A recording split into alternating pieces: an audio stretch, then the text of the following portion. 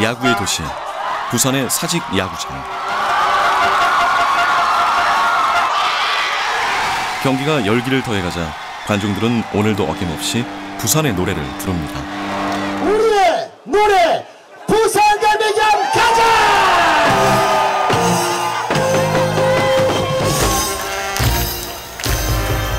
1980년대 큰 인기를 끌었던 노래, 부산갈매기. 그쯤에 태어나지조차 않았을 젊은이들도 이 노래가 부산의 노래, 우리의 노래임을 부정하지 않습니다. 유독 부산에는 우리의 노래라 꼽을 만한 많은 노래들이 존재하고, 이 노래들은 유전을 통해 부모의 정서를 물려받듯 시대와 시대를, 세대와 세대를 연결하는 유전자 역할을 해주었습니다.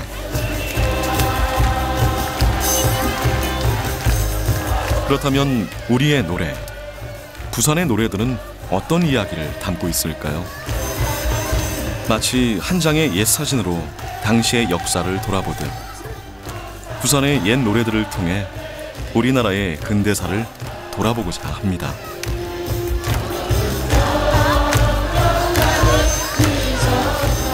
특히 부산은 식민지 시절도 그렇고 전쟁 시절도 그렇고 나중에 산업화 시기에도 그렇고 한국의 사회의 어떤 다면적인 모습 중에서도 핵심적인 요소들을 많이 갖고 있는 지역이었기 때문에 부산과 관련된 또는 부산에서 만들어진 노래들은 그 당시 한국 대중음악, 대중사회, 한국 사회의 모습을 살피는 데 굉장히 중요한 의미가 있습니다.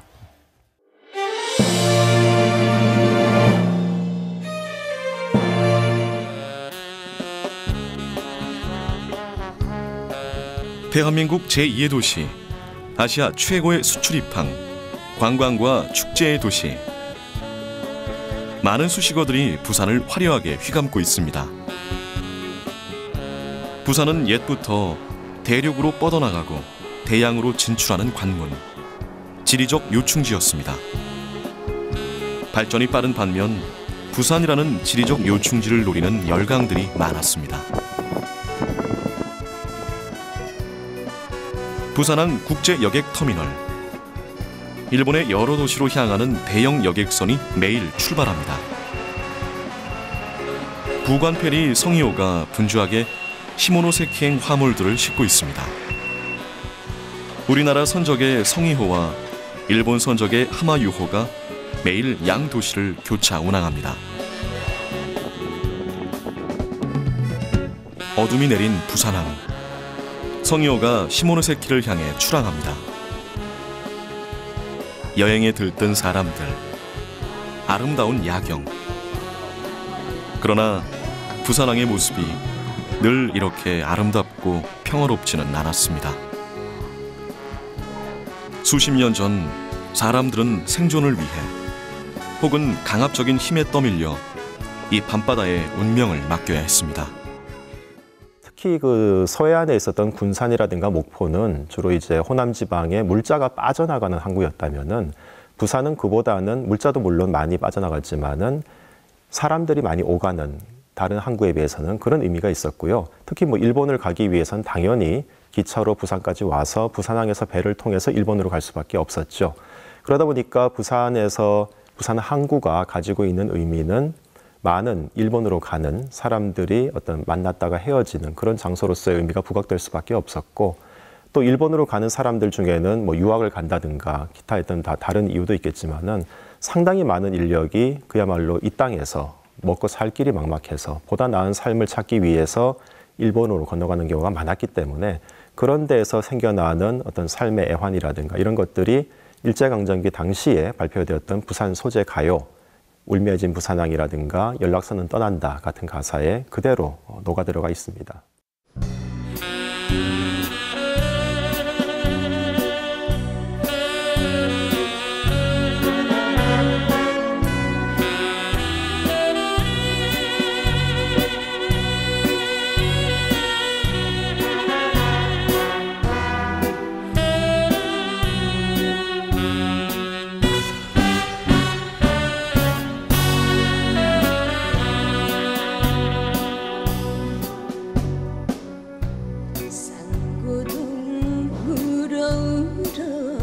연락선은 떠난다.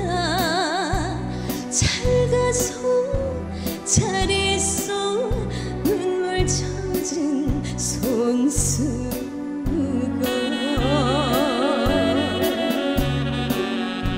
진정코 당신만을 진정코 당신만을 사랑하는 까닭에 눈물을 흘리면서 떠나갑니다.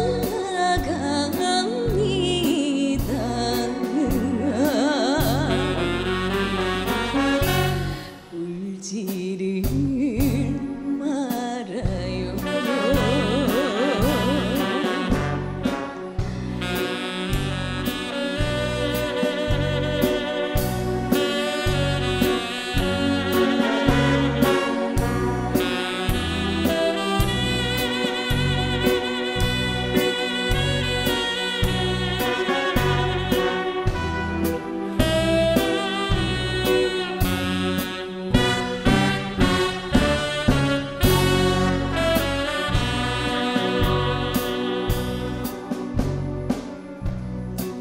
파도는 출렁출렁 연락선은 떠난다.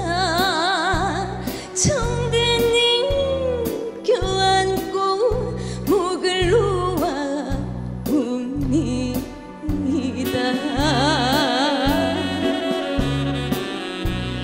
오로지 그대만을 오로지 그대만을 사랑하는 까닭에 한숨을 삼키면서 떠나갑니다.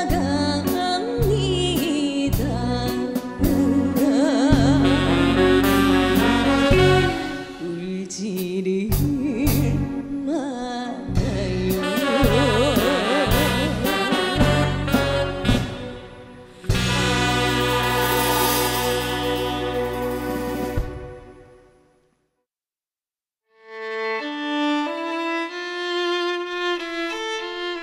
불과 몇십 년 전 부산은 피눈물 나는 이별의 장소였습니다.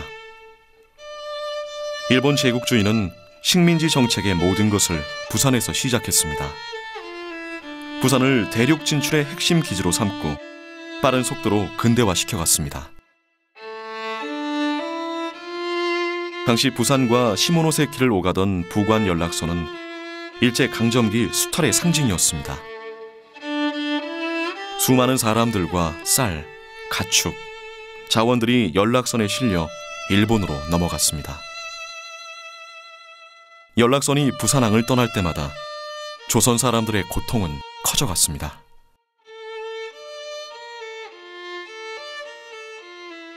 부산항이라고 하는 것은 당시 제국 일본의 메인 포트였습니다. 가장 중요한 항구였죠. 그건 어떻게 알 수 있느냐 하면은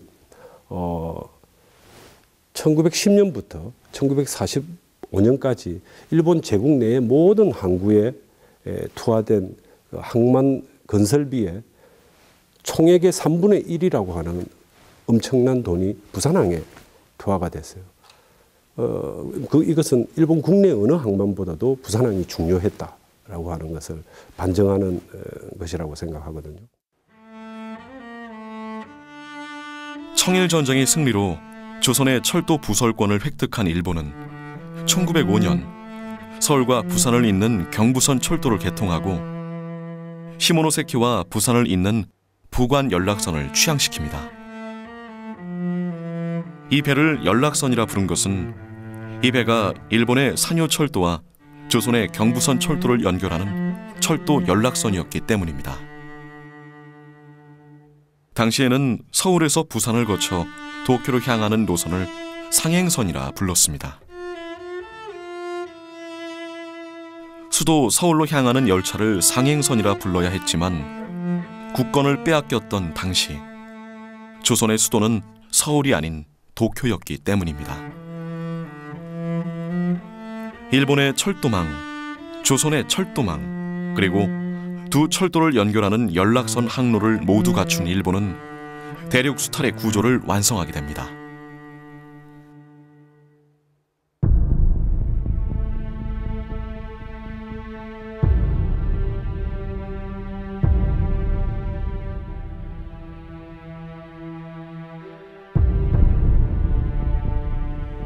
일본 대륙 침탈의 전진기지 부산은 빠르게 일본의 한 도시처럼 변해갔습니다. 당시 부산을 여행했던 한 서양인 여행가는 부산의 모습을 마치 일본의 도시를 옮겨다 놓은 것 같다고 묘사했습니다. 거리는 일본식으로 정비되었고 일본식 가옥들이 주택가를 채워가고 있었습니다.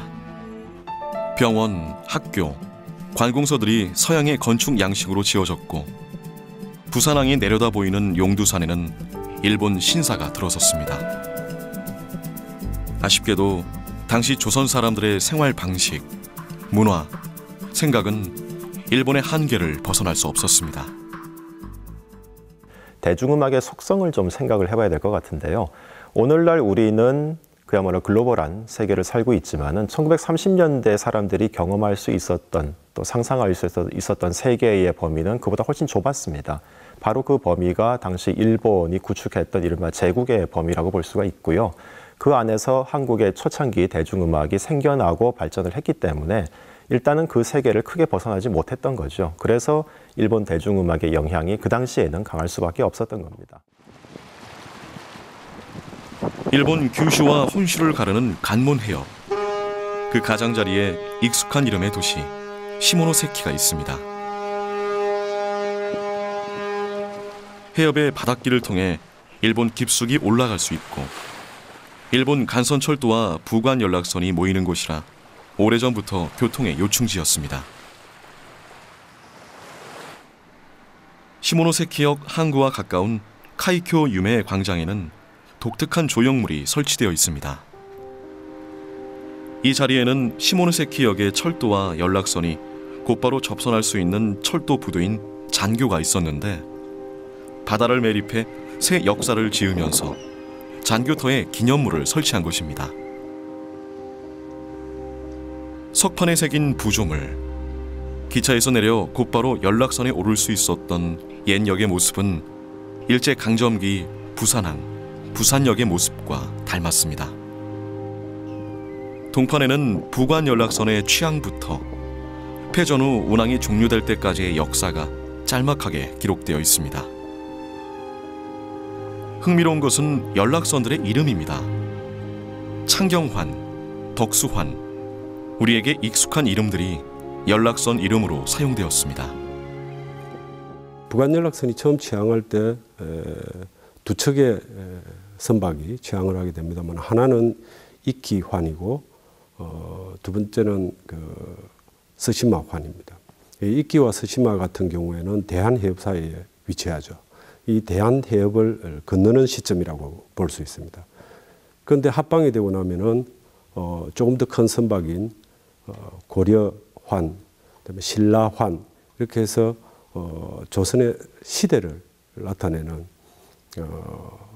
명칭을 선박에 쓰게 됩니다. 이것은 곧 조선에 대한 지배가 본격화되었다라고 하는 것을 의미하는 것이기도 하죠. 이후 연락선의 이름은 금강산의 이름을 딴 금강환, 한반도를 넘어 중국 동북 지역 이름을 딴 흥안환, 더 나아가 중국 산맥의 이름을 딴 곤윤환이 등장합니다. 대륙을 지배해보려는 일본의 야망이 엿보이는 장면입니다.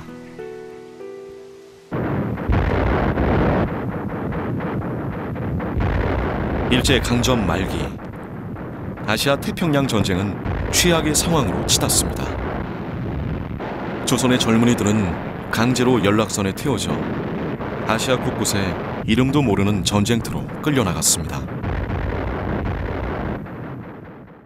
일본의 아시아 태평양 전쟁에 투입되는 그 과정에서 부관 연락선은 일반 여행 또는 자유 여행객들은 거의 이용이 제한되어 버리기 때문에 대부분 95% 이상이 전쟁과 관련된 인력이 수송되는 그런 이제는 연락선이 아니라 완전히 전시 노예선으로 전락해버리게 되는 꼴이 되죠.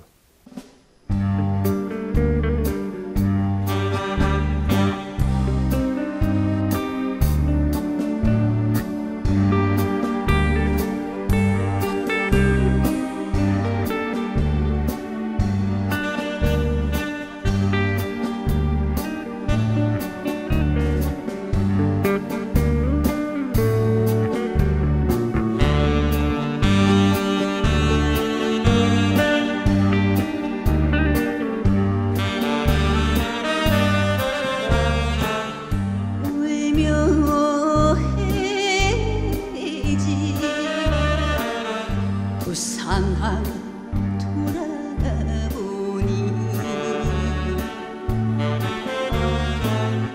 연락선 난간 물이 흘러온 달빛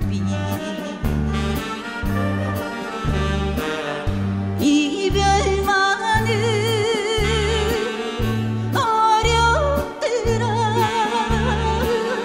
이별만 슬프더라 더구나 정들인 사람끼리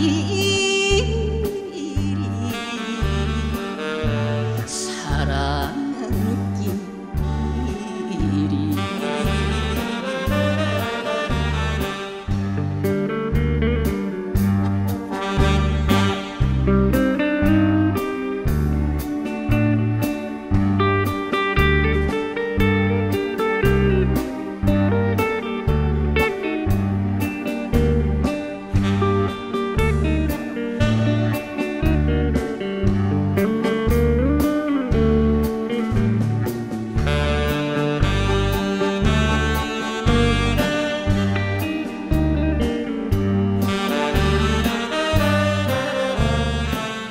달빛 아래 허허바다 파도만 치고 부산 한 칸 고도 없는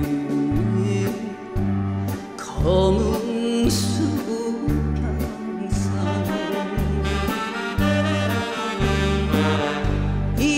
이별만은 우정들아 이별만은 야속더라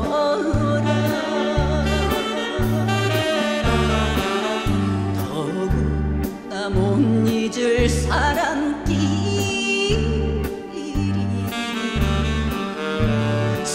사랑끼리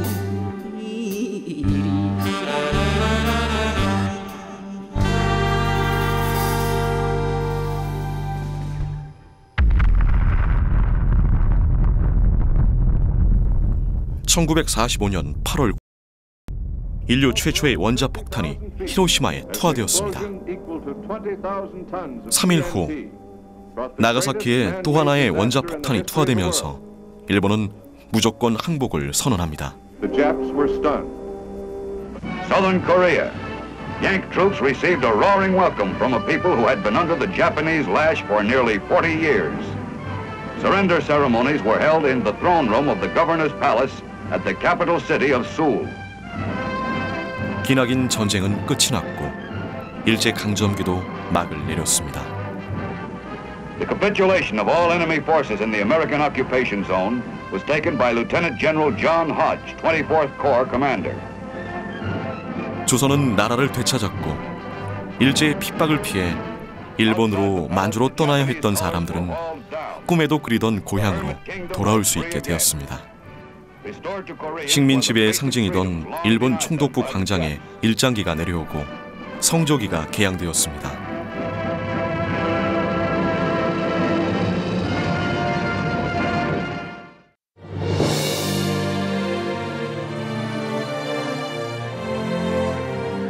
일본 전역에 있던 동포들은 귀국선을 탈 수 있는 시모노세키로 모여들었습니다.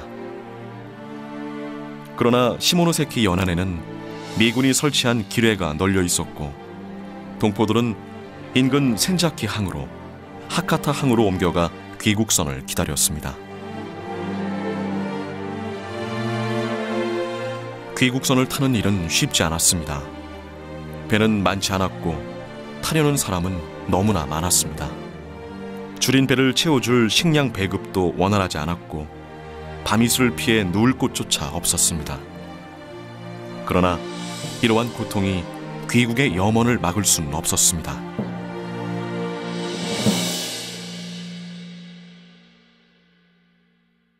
센자키 그 회고록에서도 센자키 그 나중에 그 정비되는 인양 원호국이 있습니다만은 거기에서 근무했던 사람 가운데서 그런 회고록이 나옵니다. 그래서 조선인들 같은 경우는 대단히 어려운 상황에서 선박을 기다리다가 가까스로 선박을 타고 가는 그런 조선인. 다만 그 선박을 타게 될 때 조선인들의 표정은 그렇게 밝을 수가 없습니다. 그러니까 자유로운 해방이 된 고국으로 돌아가는 그런 그 조선인의 표정을 읽어낼 수가 있습니다. 형씨는 어디로 끌려갔었어? 내는 그 야마구치 탄광이에요. 그 탄광회사에서 그 센자키까지 델타 주대요. 그놈들이 나한테 잘해준 거라고는 입에 댈 과중밖에 없습니다. 그러지. 우덜들이야 운이 좋아서 살았지. 같이 일하다가 뒤져본 사람들이 허벌나게 많단게. 나쁜 놈들 일을 겁나게 시켜불고 돈이라고 찌그 입에 불칠해야지. 이렇게 다쳐불면 나 돈으로 치료해야지. 남는 게 쎄뿌담지도 없었단게요. 나도 마찬가지요. 난 오사카 조선소에 있었어. 그놈들 귀국선을 탈 수 있는 시모노세키까지 태워주기만 했지 퇴직금이며 여비며 한 푼도 받은 적이 없어. 그나마 이 배를 타려고 시모노세키며 후쿠오카며 센자키까지 10수일을 헤맸어. 배를 타겠다는 사람은 많고 탈 배는 없고. 광복이 돼서 좋기는 한데 이 아픈 몸으로 가진 돈 없이 조국에 돌아가서 뭘 해먹고 살지 걱정입니다. 근데 부산 땅에 내리면 잘 곳은 있습니까? 애는 없는데 걱정이네. 내도 마찬가지지. 내도 없습니다.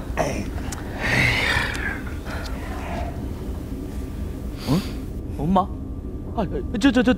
저것이 뭐시여? 저거 육지 아니야? 싸게 와보더라고. 육지요 육지. 부산이요. 그래 맞네. 이 연락선 아니 이 지옥선을 타고 시모노세키로 끌려갈 때 이 수평선 너머로 사라질 때까지 봤던 그 부산 그 모습 그대로다. 우리 이러고 있을 때가 아니라 저기 돛대에 태극기를 길어 올립시다. 태극기를 올립시다.